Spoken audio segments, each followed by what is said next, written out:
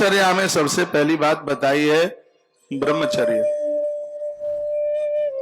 ब्रह्म साधना। इस ब्रह्मचर्य के बिना कोई भी तो व्रत पूरा नहीं होता है। कितना भी कोई बड़ा किसी ने व्रत किया, यदि उसका ब्रह्मचर्य खंडित हुआ है, उसका व्रत कभी भी पूर्ण नहीं माना जाता, अपराध और लगता है उसमें। बाल्य किशोर अवस्था में ज्यादातर ऐसे पहले लोग गुरुकुल में दीक्षा ग्रहण करते थे, जैसा कि पुराणों में वर्णन किया गया है। यौवन में वह गृहस्थ के कर्तव्य का निर्वहन करते थे, संकल्प करते थे।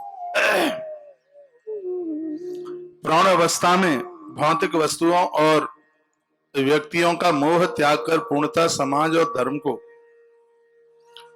उनका जो जीवन है पूर्ण रूप से समर्पित होता था। वानप्रस्थ जीवन में पति और पत्नी भी इतनी पवित्रता के साथ रहते थे। उस समय की बात थी जिस पवित्रता में बहन और भाई रहते हैं। कोई एक युग था, प्राचीन समय था, 50 वर्ष के बाद में स्त्री भूल जाती थी कि मेरा विवाह हुआ है। यह ग्रंथ वर्णन करता है। पुरुष को भी यह नहीं लगता था कि मेरा विवाह हुआ है। पति पत्नी दोनों इतने भजनानंदी होते थे कि स्वप्न में भी काम वासना मन में चल करके नहीं आती थी। उसको वानप्रस्थ जीवन बोला जाता था। मनुष्य ब्रह्मचर्य व्रत का पालन करके यदि उस संयम का अभ्यास करता है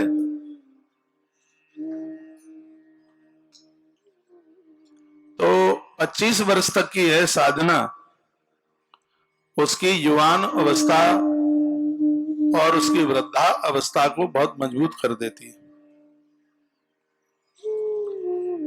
सबसे पहला आश्रम ही ब्रह्मचर्य आश्रम है। उसका नाम ही ब्रह्मचर्य आश्रम दिया गया है।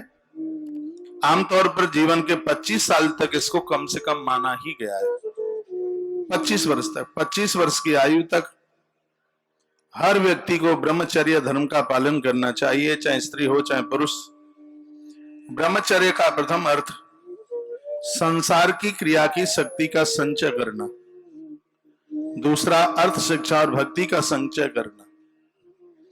बड़ा ग्रंथों में महात्मा याज्ञवल्क्य ने कहा है, जो लोग 25 वर्ष तक इस ब्रह्म संयम के साथ जीवन जी लेते हैं, उसके तत्पश्चात गृहस्थ धर्म में प्रवेश करने वाले स्त्री पुरुष देव तुल्य संतान को जन्म देते हैं। आज के समय औलाद नहीं, कीड़े मकोड़ों का जन्म होता है, क्योंकि विवाह के संबंध ही उनके वासना की पूर्ति के लिए, बढ़िया औलाद को जन्म देने के लिए नहीं है। लाज धर्म सब त्याग दी रखी है, चाहे माँ हो पिता हो कोई भी हो, कोई लज्जा नहीं है, कोई लाज नहीं बिल्कुल। जितना आज भारत का डिगमिगा रहा है युवान, शायद ऐसा तो अब विदेश में भी नहीं रहा है। स्थिति बहुत ज्यादा गंभीर है। सब कीड़े मकोड़ों जैसा जीवन जी रहे हैं। इतना वासना ग्रसित व्यक्तित्व हो गया है, चाहे स्त्री हो और चाहे पुरुष। उन्होंने तो विवाह का पर्व एक ही मान लिया है, वासना की पूर्ति करनी है। लेकिन मैं आपको रघुवंश महाकाव्य में भी सुना रहा था, विवाह एक संतान को जन्म देकर वंश के ऋण से उऋण होने के लिए होता है। वो भोग पूर्ति के लिए, वासना पूर्ति के लिए नहीं। और आज बड़ा अन्याय अपराध हो रहा है। न भजन में मन लगता, न सत्कर्म में मन लगता, न अच्छे कामों में मन लगता, ना परिवार चलाने के लिए पैसा कमाने में मन लगता। मन लगता है ठगियाई में, मन लगता है लुच्चागिरी में, मन लगता है बुरे कर्म करने में, ऐमाल करने में, उसमें मन लगता है पूरा। भगवदीय कर्म करने में बिल्कुल मन नहीं लगता, क्योंकि वो पिचके पिचकाए रखे हैं, उनके पास ब्रह्मचर्य की शक्ति है ही नहीं। बिल्कुल ऐसे है जैसे निचुड़ा हुआ नींबू फेंकने के लायक है। ये स्थिति हो गई है। 17-18 साल में तो पिचका हुआ बिल्कुल मुंह, बिल्कुल ठुसा हुआ गाल अंदर की तरफ, ऐसा लगता है 55-60 के बुढ़ा और बुढ़िया है। चलते हुए उनको झमाते हैं, चक्कर आते हैं, गन्नेट आते हैं और चक्कर खा के गिर जाते हैं।